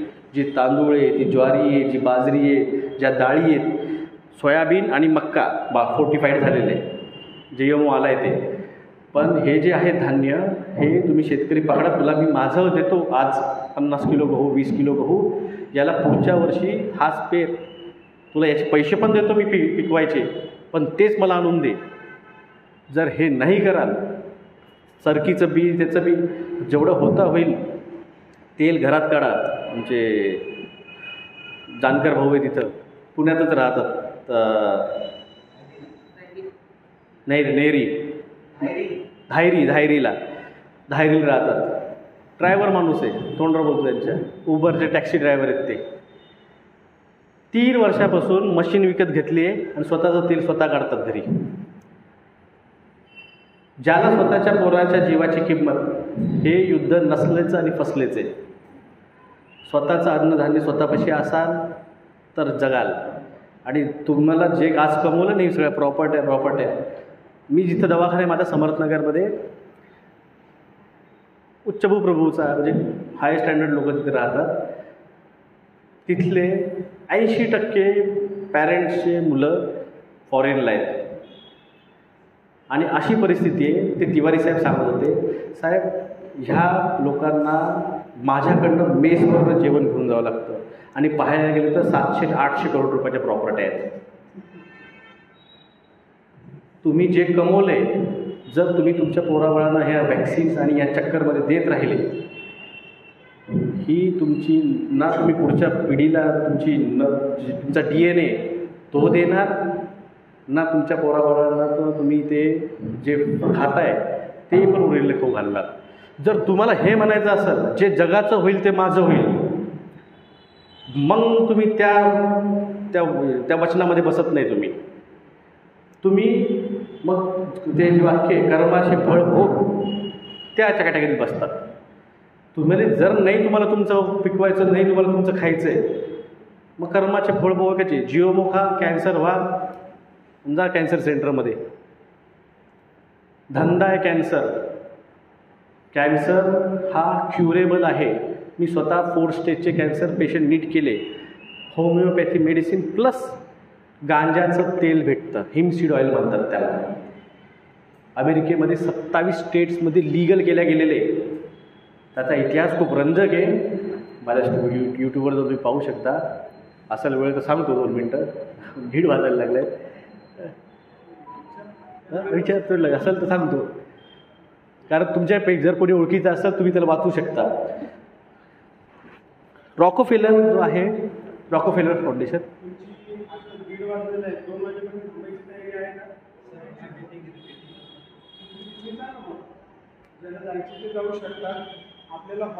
हिमसीड ऑइल हा अमेरिकेमध्ये 1890 पर्यंत फार्मास्युटिकल कंपन्या विकायच्या. तुमची एमपासून कंपनी, आता स्टँडर्ड कंपनी मी विसरलो, जेवढ्या पण जुन्या कंपन्या आहेत 100-150 वर्षापूर्वीच्या, ह्या सगळ्या कंपन्या हिमसीड ऑइल स्वतः फार्मास्युटिकल कंपनीमध्ये विकायच्या. आज पण मेडिकली त्याचं मॉर्फिन जे इंजेक्शन आहे, जे पेन किलर म्हणून वापरलं जातं, ते त्याचंच पासून बनलेले. पण हे जे हिमसीड ऑइल आहे, हे 90 आजारांना ठीक करतं. त्यातले टॉपचे आजार जे कॉमनली लोकांना माहिती आहे, आता कॅन्सरचा आता आला आहे, जो जुना होता तो होता फिट्स, कन्व्हल्जन, अस्थमा, ब्रॉन्कायटिस, एक्झिमा, हे हिम सीड ऑइल जे तुम्हाला ॲमेझॉनवर पण भेटतं, CBD ऑइल म्हणतात त्याला, तुमच्या फ्लिपकार्टवर पण भेटतं. पण फक्त एवढे की त्याचं पर्सेंटेज किती आहे CBDचं हे चेक करणं. हे स्टार्टिंगला अर्धा ml दिवसातनं 2 टाईम, मग पुढच्या आठवड्यात अर्धा ml 3 टाईम आणि मग 1 ml 3 टाईम. हे तुम्ही तुमच्या कॅन्सरच्या 3rd स्टेज 4th स्टेज पेशंटला तुम्ही स्टार्ट करा. माझ्याकडं जवळपास 25 पेशंटला जे आले माझ्यापाशी मी त्यांना दिलं. माझ्यापैकी 25 पेशंटपैकी 4 ते 5 पेशंट मी नाही केस वाचवलं, ते 4th स्टेज प्लस गेले होते. पण जे 4th स्टेजच्या 3rd स्टेज आणि 4th स्टेजच्या जवळ होते असे 20 पेशंट मी वाचू शकलो आहे. ह्या गोष्टी हे माझं काही श्रेय नाही आहे. हे नॉलेज मी गेल्या 20 वर्षापासून घेऊन चालतो आहे, 10 वर्षापासून लोकांना सांगतो आहे. तर हे सगळे आजार, यांना असं वाटतं की हे लोक मरतील तर कोणी येणार नाही. यांना वाटलं नाही भारतामध्ये कोणी येईल की जो 2018ला 19ला महामारी यायच्या आधी लोकांना जागृत करेल की बाबा लॉकडाऊन लागणार आहे, वॅक्सिन येणार आहे, mRNA वॅक्सिन राहणार. यांना वाटलं नव्हतं, एक्सपेक्टेड नाही केलेले. ह्या गोष्टी तुम्हाला तुमच्या जेवढे हे वॉरियर्स इथं लढले सगळे यांना सर्टिफिकेट भेटले. इथून पुढची सिच्युएशन आहे. मी ज्यावेळेस कोविडची वॅक्सिन घ्यायची होती त्याच्या आधी मी सांगितलं होतं, मी जो mRNAचा स्टडी केला आहे, जे घोड्यांना, ज्या कुत्र्यांना, ज्या मांजरांना दिल्या गेलं, ते कुत्रे मांजरे 3 वर्षाच्या पुढे जगले नाही. आणि हे वॅक्सिन mRNA माणसावर टेस्ट केलं जाते. माझा जो स्टडी डाटा आहे, मी जे स्टडी केलं आहे, तर माझ्या हिशोबानं हे कोविडचे ज्याने वॅक्सिनेशन झाले हे यांची लाईफ जास्तीत जास्त 5 वर्ष माझ्या स्टडीनं. पण ल्यूक मॉन्टेंगियर नाव ऐकले आपण? एड्स व्हायरस त्यांनी जगात शोधून काढला 1961मध्ये. त्यांना 2004मध्ये नोबेल प्राईज भेटलं त्या रिसर्चसाठी. त्यांनी त्यांच्या मरायच्या 1.5 महिन्याआधी स्टेटमेंट दिलं, ज्यांनी कोरोनाची वॅक्सिन घेतली आहे ते लोक ज्या पर्सेंटेजमध्ये वॅक्सिन घेत आहे, फर्स्ट वॅक्सिन घेतलं आहे तर त्यांची इम्युनिटी पर मंथ ही 5%. ज्यांनी डबल डोस घेतले त्यांची पर वीक 5%, आणि ज्यांनी ट्रिपल डोस घेतले त्यांची पर वीक 10%नी इम्युनिटी डाऊन होणार. आणि त्या लोक बाकीचे ऑटोइम्युन डिसऑर्डर आहेत, SLE आहे, अक्यूट इम्युन डिसऑर्डर आहे, सोरायसिस आहे, TB आहे, मग नंतर एड्स आहे, सगळ्या गोष्टी ह्या त्यांना होतील. आता भारतामध्ये लोक आपले, मी घेतली 1.5 वर्ष 2 वर्षाला, मला काय झालं, त्याचा प्रॉब्लेम हा आहे की इंडियन आणि एशियन कॉन्टिनेंटमध्ये ना आपल्या पिढ्यानपिढ्या आपल्या DNAमध्ये ना एक अँटीबायोटिक वापरल्या गेलेलं आहे, ती म्हणजे हळद. पिढ्यानपिढ्या तुमच्या अशी एक भाजी नाही बनत घरामध्ये ज्यामध्ये हळद नाही वापरलेली आहे. हळद, टर्मरिक ही इतकी स्ट्रॉंग अँटीबायोटिक आहे, ही स्ट्रॉंग इम्युनिटी बूस्टर आहे. त्यामुळं भारतीयांची इम्युनिटी डाऊन इतक्या फास्ट होत नाही आहे. ज्या स्पीडनी बाकीच्या देशामध्ये, जसं म्हटलं 9,700 लोकांचे पेनिस कट करायला लागले नेक्रोसिसमुळं, ते आपल्या इंडियामध्ये तेवढ्या स्पीडनी होत नाही. हे त्याचं कारण आहे.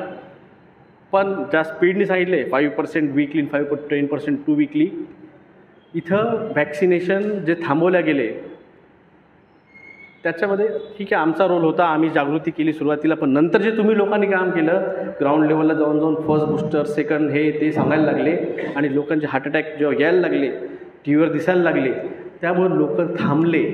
नाही तर युरोपमध्ये दर 6 महिन्यापासून repeat dose, booster dose 7 vaccine झालेत युरोपमध्ये. आणि यांचा गेम प्लॅन हाच होता इथं, की इथं पण भारतामध्ये इव्हेंट 201 इव्हेंट आहे, कार्यक्रम आहे. ह्या कार्यक्रमाची सुरुवात करायचा टाईम 10 वाजताचा होता. इव्हेंट आहे, ते इव्हेंटचा टाईम असणार ओपनिंगचा. इव्हेंट 201ची ओपनिंग डेट होती ही 30 मार्च 2020. लॉकडाऊन लागलं 23 मार्चला. ओपनिंग डेट होती 30 मार्च 2020. आता इव्हेंट स्टार्ट झाला आहे, आपला प्रोग्राम 2 वाजता संपणार आहे. हा इव्हेंट 2 वाजता संपणार आहे. तर ह्या इव्हेंटची पण एक क्लोजिंग डेट असेल, ती आहे 31 मार्च 2025. गुगल सर्च करा, इव्हेंट 201 ऑफिशियली सर्च करा. हा खेळ 2025पर्यंत चालणार होता. इव्हेंट 201 ही तुम्ही यासाठी सांगतोय. हे पहा, मी तुम्हाला जे देतोय ना, हे एक थिंकिंग देतोय मी, ज्या थिंकिंगने मी विचार करतो की कोणती गोष्ट जर अशीच मला कधी मला कधी माझ्या सरकारने 2 रुपयाचं लॉलीपॉप नाही दिलेलं आहे आजपर्यंत. प्रत्येक गोष्टीला टॅक्स लावला आहे.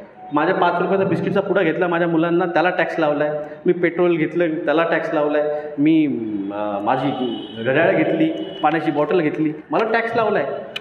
पण सरकार मला माझ्या मुलीला MR रुबेला का बरं फ्री देतो आहे? सरकार कोविड सेंटरमध्ये टेस्टिंग फ्री का बरं देतो आहे? तुम्ही RT-PCR टेस्टिंग करायला जा, 1200 रुपये चार्ज आहे. 1400 रुपये घेत होते त्यावेळेस, स्टार्टिंगला 1700 रुपये होता. पण सरकार मला फुकट करून देते का बरं? सरकार मला, आज तुम्ही जा एखाद्या हॉटेलमध्ये मुक्काम करायला, साध्या एक लॉजमध्ये जा, एका लॉजचं राहायचं भाडं कमीत कमी 1000 रुपये, GST BST लावून 1200 रुपये. मेसवर तुम्ही जेवायला जा, कमीत कमी 120 रुपयाची प्लेट आहे. काल आपण जेवण केलं राईस प्लेट, 120 रुपयाची प्लेट आहे, राईस प्लेट. सरकार तुम्हाला सकाळचा नाश्ता देतो आहे, दुपारचं जेवण देते, रात्रीचं जेवण देतो आहे, तुम्हाला 7-7 दिवस तुम्हाला 3 टाईम खाऊ घालतो आहे, 2 टाईम बिस्किट, 2 टाईम चहा पाजते, तुम्हाला वरतून ती RT-PCR 1700-1700 रुपयाच्या फ्री करते. का बरं करते हो? विचार करा. शेतकऱ्यांना बियाणं, जेव्हा मी प्रॅक्टिस करत होतो गावाकडं, तेव्हा 400 रुपयाची तुमची बियाणाची बॅग होती, 250 रुपये युरियाची बॅग होती. आज बियाणं 1700-1800 रुपयाची बॅग झालेली आहे, सरकीची आहे, मी सरकी बोलतो. युरिया 1000 ते 1200 रुपयात झालेला आहे. शेतकऱ्यांना जर बियाणं फ्री नाही, युरिया फ्री नाही, हा आम्हाला का बरं इतक्या लेवलचे हायर ट्रीटमेंट आणि हे एवढे मोठे सेंटर्स बरं माझ्या घरी येतात, उचलून मला PCR करून पोलीस मला घेऊन चालली आहे का बरं? ही थिंकिंग तुम्ही जेव्हा विचार करायची आणाल, इन बिटवीन द लाईन तुम्ही जेव्हा न्यूज वाचायला लागाल, त्यावेळेस तुम्हाला कळेल की तुमच्यासोबत काय चाललेलं आहे.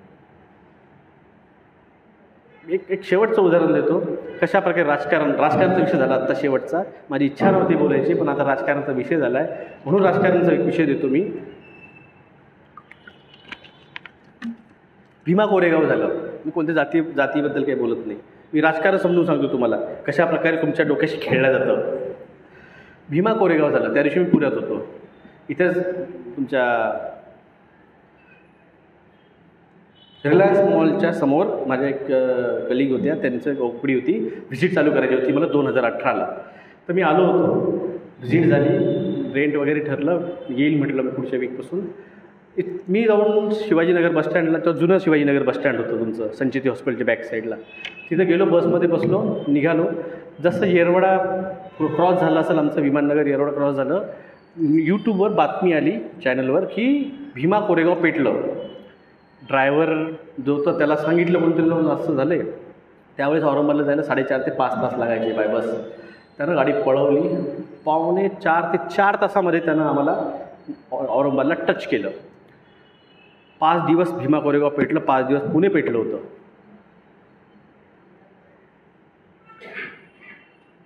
मी जे बोलतोय जरा विचार करा आणि त्याचा परिणाम काय झाला पुढं महाराष्ट्राच्या राजकारणावर आणि भारताच्या राजकारणावर, याच्यावर विचार करा.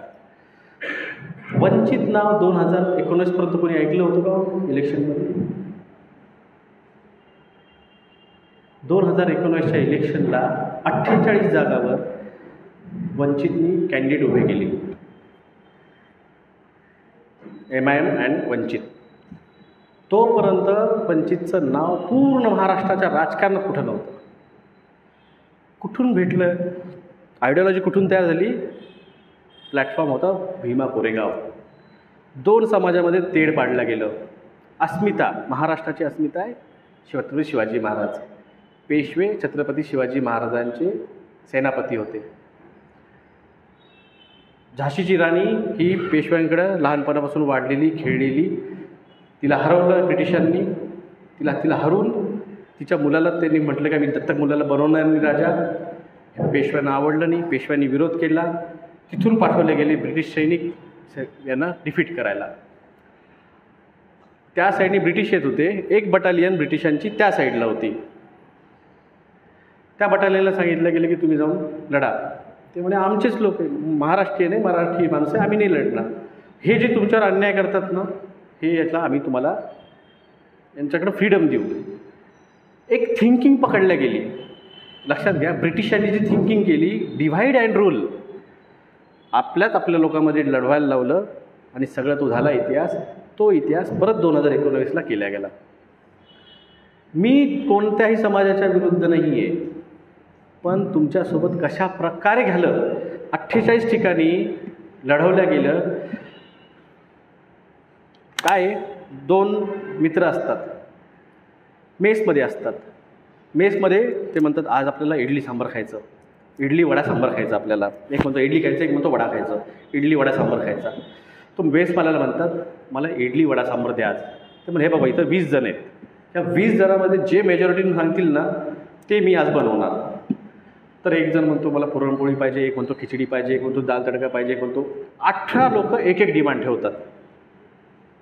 पण त्या 18 जणांपैकी 3 जण कोणी म्हणत नाही मला एकच पाहिजे. मेजॉरिटी कोणाची होते? 2 जणांची. 18 जणांना काय खावं लागतं जिथं 2 जणांना खायचे. इथं वंचिताला 48 पैकी 43 सीट्स BJPनं जिंकल्या. सेम आयडिओलॉजी UPमध्ये झाली. जे आत्ता सांगितलं कसं काय जिंकल्या गेल्या.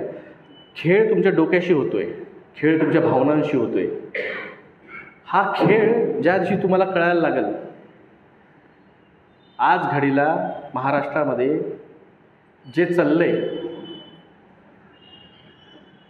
जे मराठा राजकारण, मी मराठा आहे, जे मराठा राजकारणाचा विषय उठला आणि तो उठता उठता एक OBC रिझर्वेशनचा मुद्दा उठला. हे कुठं चाललं आहे मी तुम्हाला एवढंच सांगतो. तुला न मला, घाल कुत्र्याला. आज OBC म्हणतं रिझर्वेशन पाहिजे, मराठा म्हणतं रिझर्वेशन पाहिजे. याच्या आधी 4 मोठे रिझर्वेशनचे आंदोलन झालेत महाराष्ट्राबाहेर. गुजर आंदोलन, पाटीदार आंदोलन, शेट्टी आंदोलन साऊथमध्ये, आणि सध्या बिहारमध्ये जे चालले ते, आणि जाटाचं आंदोलन. 5 आंदोलन झाले. 5ही ठिकाणी रिझर्वेशन भेटलेलं नाही आहे. तुम्हाला वाटतं महाराष्ट्रात भेटणार आहे? पण लक्षात घ्या 28 राज्य केंद्रशासित प्रदेश, त्यातल्या 6 मोठ्या राज्यांमध्ये जॉ ओपन कॅटेगरी रिझर्वेशन मागते आणि नाही मला तर याला पण नाही द्यायचं. काय होईल तिथं? समान नागरी कायदा, 1 नेशन 1 रिलिजन, जे की वॅक्सिनेशनही होणार आहे, 1 कंट्री. स्वतःहून स्वतःच्या पायावर दगड पाडणं ज्याला म्हणतात ते सध्या हे चाललेलं आहे. मी कोणत्या रिझर्वेशनला सपोर्ट नाही करत. जे संविधानानं केलेले. मी काय संविधानाला चॅलेंज करणारा माणूस नाही आहे. मी स्वतः संविधानानं बोलतो आहे. मला बोलायचा अधिकार आर्टिकल 21ने दिलेला आहे. इवन मला जे फ्रीडम ऑफ स्पीच आहे ते आर्टिकल 19ने मला भेटलेलं आहे. पण जे चाललं आहे तुमच्यासोबत हे तुम्ही विचार करा. जिथं तुम्ही चर्चा करायला बसतात, जिथं म्हणतात हिंदू राष्ट्र, अरे तो हिंदू राष्ट्राच्या आधी तुझ्यामध्ये ती गाय कापून तिला मारलेलं आहे ते हिंदू राष्ट्र पाहिजे तुला. जे वॅक्सिन तुला कॅन्सर करणारे, जे तुला एड्स देऊ शकते, तुझे पोराबाळांना नपुंसक करू शकतो ते हिंदू राष्ट्र पाहिजे. जे हिंदू राष्ट्राची परिभाषा काय? हिंदू. तुम्ही सिंधू नदीच्या इकडचे आहात, तुम्ही त्या प्रांतातले आहात जिथं सिंधू नदी वाहत होती, त्याचा अपभ्रंश करत मला सांगा सिंधू, त्याला हिंदू झालं.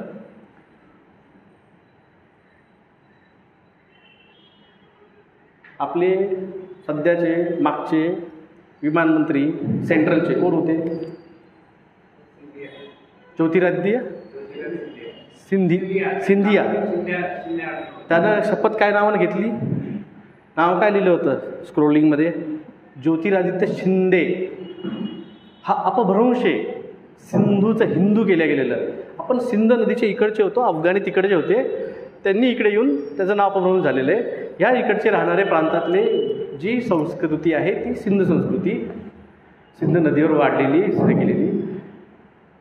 खेळ खूप मोठा आहे. तुम्ही मोठ्या लेवलवरचा विचार करा. तुम्ही जर म्हणाल की हे हिंदू, मला ते येताना एंट्री केली मेट्रो आमच्या औरंगाबादमध्ये, संभाजीनगरला मेट्रो नाही आहे. तर आमचे तिवारी साहेब जे एक्साईट झाले, मेट्रो सर, मेट्रो पहा, मेट्रो. म्हटलं मेट्रो तुमच्या माझ्यासाठी नाही आहे. ल्यूक मॉन्टेंगियरनी, ज्यांनी एड्स शोधून काढला, त्यानं सांगितलं हे जे वॅक्सिन घेणार आहेत हे फक्त 2.5 वर्ष जगणार आहेत. किती? मी 5 वर्षात टाईम दिलेला आहे, त्यांनी 2.5 वर्षाचा टाईम दिला. हे 5% 10%चं गणित लावून, पण ते आपली इम्युनिटी चांगली असल्यामुळं ते अजून चाललेलं आहे. कारण मी ते काउंट केला होता म्हणून मी 5 वर्ष सांगितला होता. त्यांनी तो काउंट नव्हता केला, त्यांनी जनरलाइज युरोपचा धरला. तर जे व्हॅक्सिनेटेड आहे त्यांनी जर पांढरी मुसळी काळी मुसळी नाही घेतली 12 आठवडे, आणि त्यात प्लस आता पावसाळा आहे, त्या पावसाळ्यामध्ये बोर्डा आणि बस्तर भाग आहे छत्तीसगडचा आदिवासी, तिथं एक मशरूम भेटतो. तो मशरूम जर कुठं फिरायला जायचं आहे तुम्हाला ह्या पावसाळ्यात, तर फॅमिलीला घेऊन 3 दिवस बस्तरला जा, तिथं एक हॉटेल करा, रोज 3 दिवस त्या मशरूमचं सूप खा आणि सूप खा आणि त्याचे ते मशरूम खा प्या, तुमचे सगळे साईड इफेक्ट निघून जातील. पण जितके लेट करत जाल तेवढी इम्युनिटी डॅमेज होत चालली, हे लक्षात ठेवा. स्वतःला सांगितले हे बघ, जे तुम्हाला भेटलं ते पुढं द्या, ते आम्हाला भेटलं आम्ही तुम्हाला दिले, आम्हाला वरचा अजून देतो आहे. मी आजच्या 4 वर्षापूर्वी हे स्त्रोत बिजनी काही सांगत नव्हतो, जिथं आहे जुने सगळे व्हिडिओ पाहणार माझे यांना माहिती आहे. मी हे भगवद्गीता श्लोक कुंडलिनी याच्यावर सांगत नव्हतो. जसं जसं तुम्हाला देत गेलो तसं तसं ते मला वरतून येत गेलं, तसे माझ्या चक्रा मला ॲक्टिव्ह होत गेले. जे माझा अनुभव आहे ते तुम्हाला सांगतो आहे. तर तुम्हाला पण तेच पाहिजे असेल तर तुम्ही हे देत जा, वरतून तुम्हाला तो देत जाईल एक्स्ट्रा. तुम्ही तुमच्या याच्यामध्ये संचय करा, हाच एक मार्ग आहे. परमार्थातनं स्वार्थ साधणं हाच मुक्तीचा मार्ग आहे. स्वार्थातनं परमार्थ करायला जाल भरकटून जाल. तुम्ही लोकांचं भलं करा, तो तुमचा बराबर भलं करतो. माझं एवढंच म्हणणं आहे. मी इथं आलो, सरांनी दिलाय चान्स. जे भेटले तुम्हाला आज अँटीडोट्स कॅन्सरचं म्हणा किंवा सफेद मुसळी वगैरे, ते द्या लोकांना. भारताला ताकद ही जनसंख्या आहे. हे महत्त्वाचं नाही आहे की कोण काय, पण हे लोक तुम्हाला मूर्ख बनवत आहे. ते मूर्ख बनवू नका. आपली जे ना आपले शेवटचे जे आहे ना, ऐकावं जगाचं करावं मनाचं, हे सांगत होते. लॉकडाऊन लावायचं हे सांगत होते, वॅक्सिन घ्या हे सांगत होते, जिओमो घ्या, 5G. मी प्रूफ केलं. सगळ्यांनी कितीतरी लोकांनी इलेक्ट्रोमॅग्नेटिक फील्ड रेडिएशन मशीन आणलेली आहे. ज्यावेळेस हार्ट अटॅकचे पेशंट वाढायला लागतात ते उठून चेक करतात त्यांच्याकडं की किती आज रेडिएशन आहे. कळतं त्यांना रेडिएशन वाढलेलं आहे. 1.5च्या पुढे रेडिएशन गेलं की हार्ट अटॅक येणार, कारण ग्रॅफिन ऑक्साईड जिओमोच्या कॉन्टॅक्टमध्ये आला की तो क्लॉट करणार. रेडिएशन फक्त मोबाईल टॉवरच काय जनरेट करू शकतो. ज्या लेवलचं ते इलेक्ट्रोमॅग्नेटिक फील्ड आहे, तुमचं ओव्हन पण करतं, घरचं जो ओव्हन आहे ना ते पण करतं, पण त्याचं तेवढ्या पुरतं असतं. पण हे जे आहे टावर्स, हे 5G टावर, हे तुमच्या पर 500 मीटरवर बसवलेले आहेत. ते तुम्हाला जाऊ देत नाही. हे तुमच्यासाठी नाही आहे.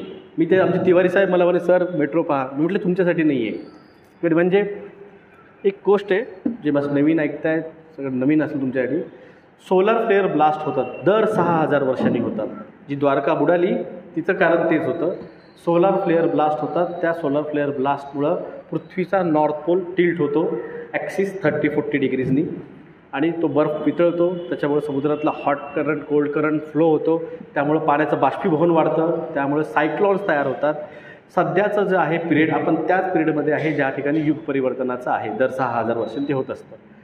त्यामुळं सोलर फ्लेअर ब्लास्टच्या alpha beta gamma theta delta या वेव्स सोलार आपल्या भूमध्यामध्ये जे लावा आहे त्याला ते चार्ज करतात.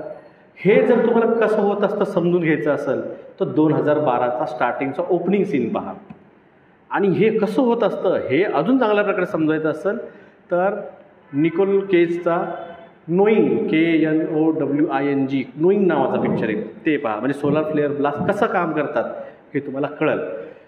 तर ते सोलर फ्लेअर ब्लास्ट आता धडकत आहे आणि याच्यामुळे जिओस्टॉर्म्स येणार आहे. हे जिओस्टॉर्म्स युरोपियन कंट्रीमध्ये हिमयुग आणणार आहे. आणि अर्थक्वेक जो फटका जो आहे, ह्या मागच्या 3 वर्षापूर्वी 2021-22ला 48 ॲक्टिव्ह व्होल्कॅनो होते. 2 वर्षामध्ये 68 ॲक्टिव्ह व्होल्कॅनो झालेले आहेत पृथ्वीवर. ह्याचा परिणाम जो आहे, जे म्हटलं ना तुम्हाला 50 करोड लोकसंख्या वाचवायची आहे, तर जे वॅक्सिनेशन घेऊन पण किंवा अनघेऊन पण ह्या सगळ्या सिच्युएशनमधून सायक्लॉन टॉर्नेडो याच्यातून वाचतील त्या लोकांना उचलून भारतामध्ये आणलं जाणार आहे.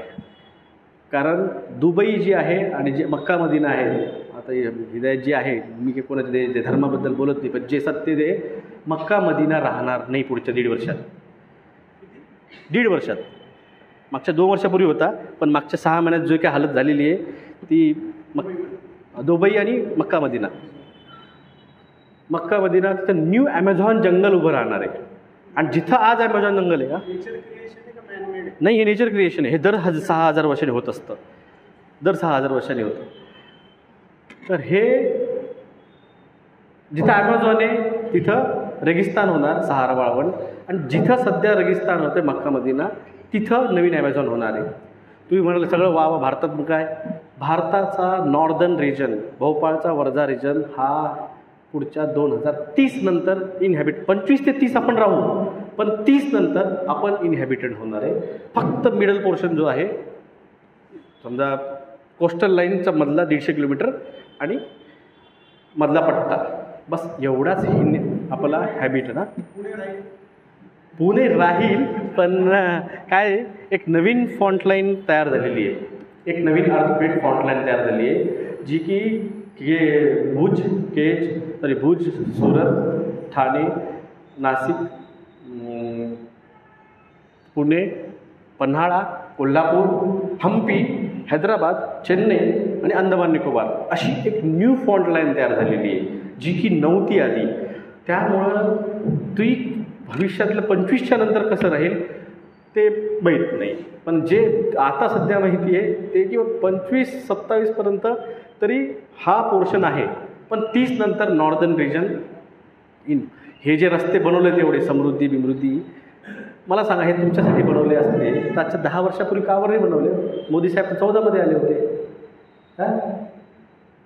19च्या नंतरच का बरं बनवायला लागले? कारण त्यांना वाटलंच नव्हतं 19ला येणार ते, म्हणून त्यांनी NRC आधीच आणून टाकली होती.